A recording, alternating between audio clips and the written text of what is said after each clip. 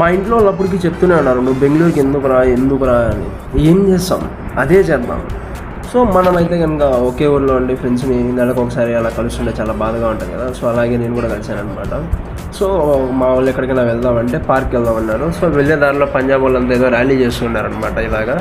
So దీన్ని ఏమంటారో నాకు తెలియదు. అండ్ ఫైనల్గా పార్క్ అయితే వచ్చేసాం. ఇది కుబ్బాన్ పార్క్ అనమాట, బెంగళూరులో one of the park. So వచ్చే దారిలో మా ఫ్రెండ్కి ఫైన్ వేశారు పోలీసు వాళ్ళు. ఎంత వేసారు అడగదాం. అరే ఎంత వేసారు ఫైన్ నీకు? 300 వేసారు. 7,000 అన్నావు కదా ఇంతకుముందు. అది బండి పైన ఉండేది, నువ్వు కట్టిందంట. నేను కట్టింది 300. అండ్ దీనమ్మ ఈ పార్క్కి లవర్స్కి ఏదో పెద్ద కనెక్షనే ఉంది భయ్య. ఏ చెట్టు ఖాళీగా లేదు. మీతో మాట్లాడుతున్నాను నేను ఒక్కడిని తప్ప అనిపించింది. ఏ చెట్టు వెనకాల చూసినా లవర్సే, ఎక్కడ చూసినా లవర్సే. సో ఇక్కడ నుండి వెళ్ళిపోదామని చెప్పి అలా వెళ్తూ ఉంటే ఇలా స్కేటింగ్స్ అవి చూసి చాలా అని చెప్పి ఇంకా మా ఫ్రెండ్స్తో కలిసి ఏం చెప్తున్నాడు ఏం చెప్పలే. ఏంద్ర అది అట్లుంది? మా ఊరు సిటీ